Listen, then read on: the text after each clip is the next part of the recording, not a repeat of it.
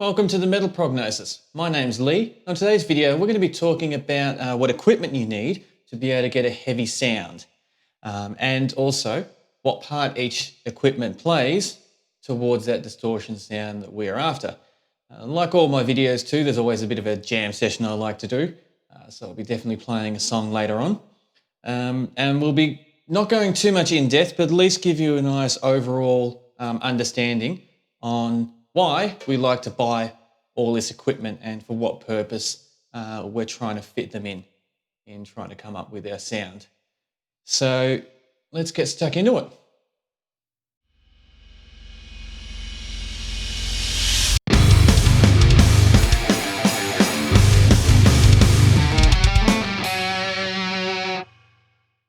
Just before we move on, let's do a little bit of housekeeping just to explain a few things to make this video more comprehensible for you while you're learning. First thing I want to mention is a thing called a chain. I use the terminology chain a lot when talking about equipment, and let me explain quickly what I'm referring to when I say chain. So a chain is from the sound source from the very start of it to the very end. So a prime example for this would be the chain would start at the guitar would be plugged into the amp would be plugged into the speakers, and then we have sound. So that's an example of a chain. So guitar would be A, amp would be B, and the cabs would be C, and that's A, B, C for that chain. And then you add pedals in wherever you feel necessary and alter however you need, depending on how many pedals you have and whatever other equipment you have for your setup. So with that said, let's also do a little bit more housekeeping and talk about why we want this type of sound, because there are countless numbers of ways you can capture really good distortion sounds.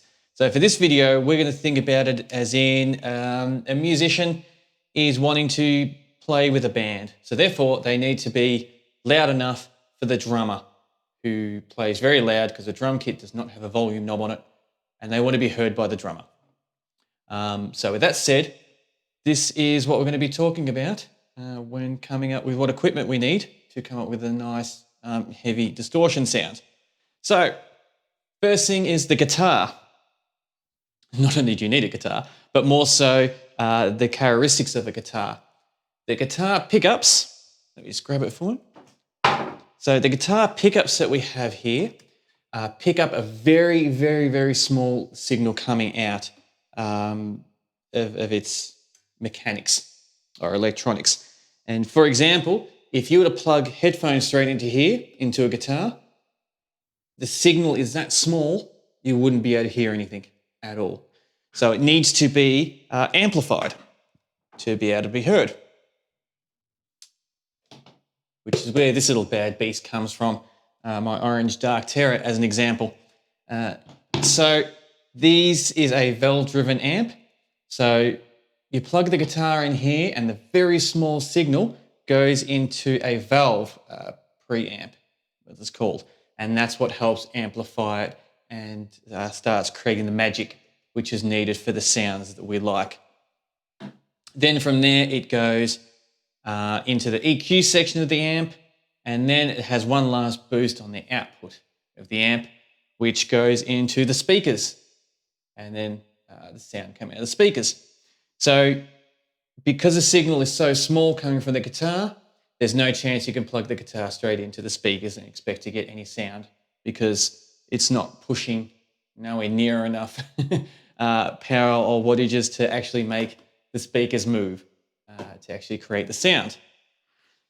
So with that said, I'm trying to just go over this, the basics of it, and not get too nitty gritty with the details. So first thing in our chain after the guitar, what I like to put is a distortion pedal. So it will go guitar into the distortion pedal into the amp head, which goes from the input into the EQ, then the output, then into the speakers, which make it sound all nice and pretty. So with that all said, that basic quick rundown, let's move on to the computer and I'll show you examples of what they all sound like in and out of each configuration, and I'll talk you through why we need all these things, and then we'll talk about it a little bit more in detail after it once. So I'll give an example. All right, now we're back at the computer. What I've done is I've set up the three main things that we spoke about just a second ago, which is I have an emulated version of the pedal, the amp head, and the speaker cabinet. And what we'll do is we'll quickly run through all of them, turn them on and off, and hopefully that will give you a nice understanding on where each of them fit in the overall journey of getting a heavy guitar tone. So first thing I'm going to do is play the guitar as it is.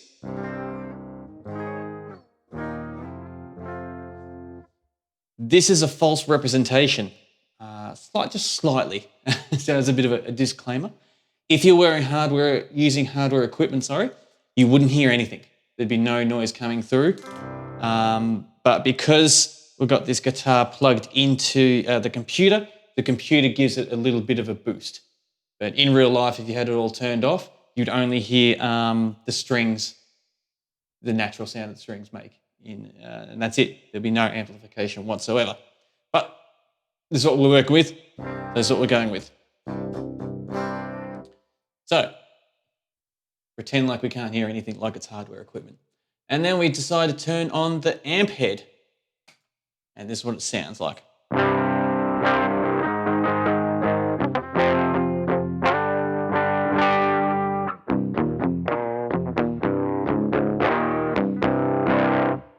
So it's got a little bit of a twang to it, which is not a bad thing. It is doing what it's doing. So it's running through the preamp to start giving it that amplification, and then running through the second phase of the amplifier, which is the EQ section, before giving it that last third phase, which is the boost, the volume boost out.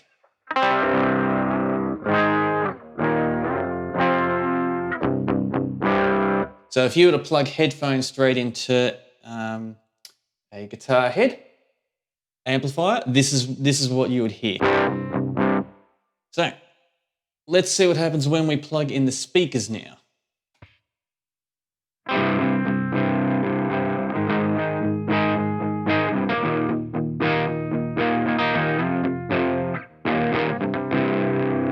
So it gives it that nice polish and that nice coat that we really like, and kind of evens out all those different frequencies coming from the amp head that were a little bit twangy, a little bit harsh.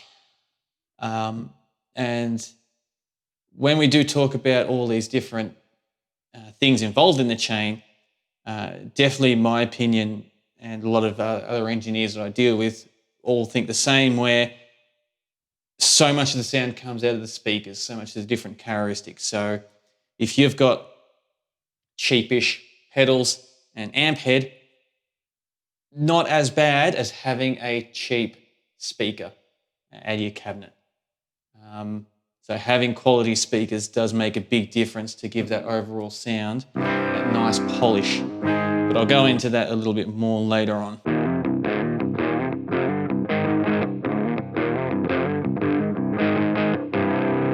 So sounding decent, but not heavy yet. We haven't got that distortion sound that we so long for. So before I just turn on the pedal, let's turn everything else off first. Because let's say you do have a pedal like this, and you think, all right, how's it sound by itself? How about if I just bought this, plug headphones in, and listen to it directly out of that? This is what it will not 100% sound like, but here's a representation of what one of those pedals could sound like.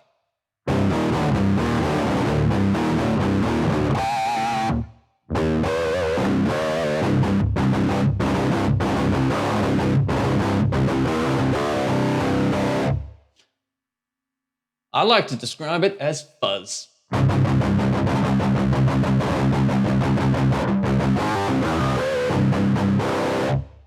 Not much really bite to it, no really cut through. Some people might love that sound for what they're going for. But not this kid. So let's start adding some stuff and see how they all fit in. So we've got the pedal turned on. Let's see what it sounds like with the pedal and the amp head turned on.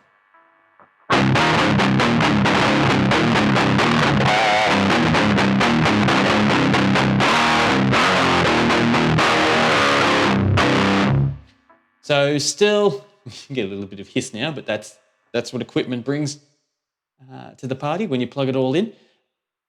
That's what it sounds like with the head and the pedal plugged in. So it's definitely cleaned it up a little bit, and the EQ push has definitely helped shape that distortion sound out of that fuzz to give it that little bit more bite, and I like to call cut through. And when I say cut through, that's referring to when you add bass and drums and other accomplishing instruments, so you can actually hear it.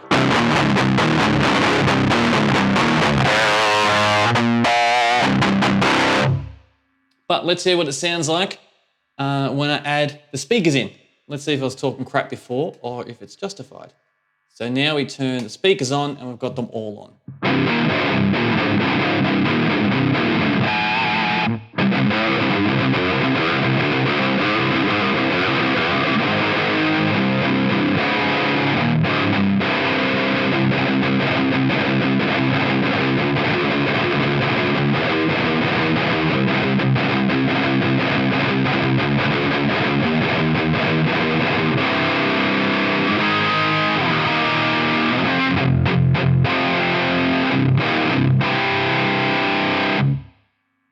So that's how much of a difference speakers can make to the overall sound. So if you were to plug the pedal in to the amp and then listen to the amp through headphones, you wouldn't get this sound. You would get something closer to that. But we don't like that. We prefer this. But I prefer this. I'm keen to see if you feel the same or not.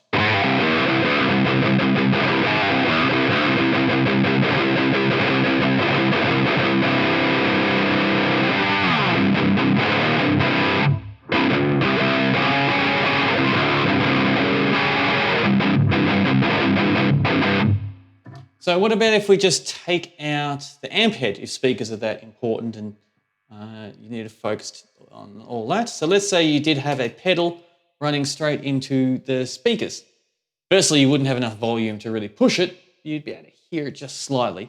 But this is the sound you have without the characteristics of the amp head.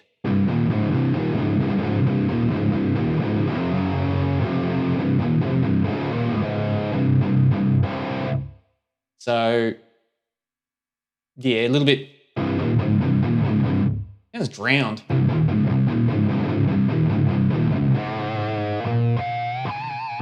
If a sound could paint a picture, I picture something drowning or underwater. And then we add it back in.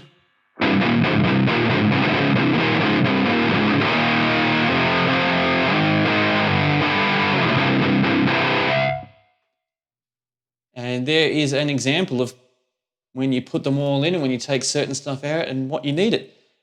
So now I'm going to play a quick song, which is what I love to do in all my videos. And then after that, we will have a quick chat about just the overall experience of it all.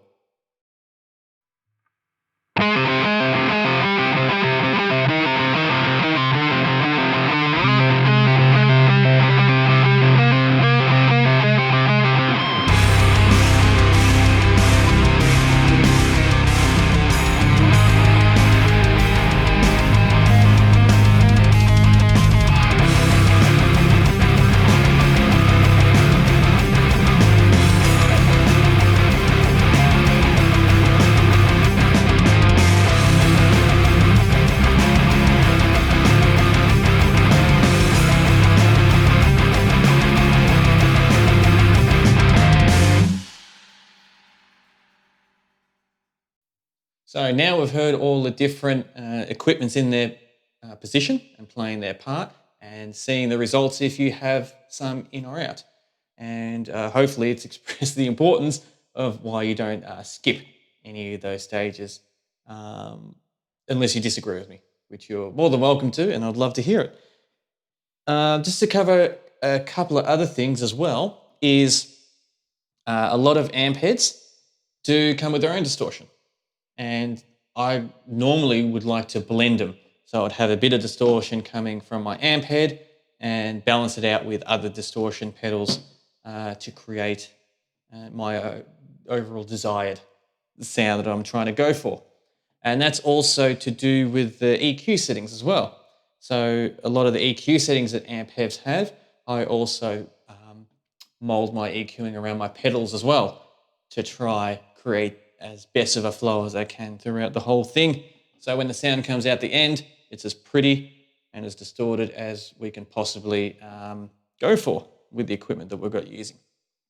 So when we think about amp set, if you're either new or looking from the outside in, and you might see different amp heads on sale and not quite know why some are more expensive than others and why people would be more attracted towards some amps at a certain price compared to other ones. The best way I can describe it with my experience with all the people I know is it's got to do with what I kind of describe it as phase 2 of an amp. So phase 1 is the input and the preamp, which is definitely important. But phase 2 is the EQing and the tweaking, where stage 3 is the output boost. So it's phase 2 with the EQ and the tweaking that I believe push most people to try when they're looking for a certain sound or want to try something. That's what they're attracted towards. For example, for me, that's exactly why I was attracted towards this Dark Terror when I bought it, was the shape, a little attribute that it comes with. I'm not quite sure fully how it all works properly, but how the EQ curve that it changes whenever I move it is just amazing. And I love tweaking sounds and mucking around with the slight frequencies all over the place because I can't help myself. With this amp, you don't have much of a room for that, but that never really fazed me because I use my pedals for EQ tweaking as well. So I don't really miss out on it too much with this amp head personally because you can do it there. So that's why some people are attracted to different type of amp heads compared to others. Now, the exact same thing is said for distortion pedals. Distortion is a very broad description, for lack of a better term. The type of distortions you can get and achieve are huge. The range is huge. So do you need all these distortion pedals? Want, that's subjective within itself. But what I will talk about, and not questioning my purchasing choices, is every distortion pedal has different characteristics. So they've got different circuitry in them, they react differently, and they have different characteristics. So how they match up to either guitars you put in, how they match up to the amp heads, and how they eventually end up sounding from the speaker is why we normally have a trial and error with many different pedals. And it's not just a case of us musicians, whether you be guitarists, bass players, or any other musician that likes dabbling with pedals, buy multiple ones to see how they best fit for whatever project we're working on. So there we have it. In saying that, what are your thoughts? How do you feel this video went? How did you feel when I took stuff out during the demonstration and put stuff in? Do you think I'm overreacting about the importance of having different, not so much different speakers, but selective speakers that you would like? What are your thoughts about the overall thing? Definitely would love to hear your opinion. Like always, appreciate your company, whether it's in the foreground or the background. You're always welcome to these conversations I have. So, until next time, stay safe.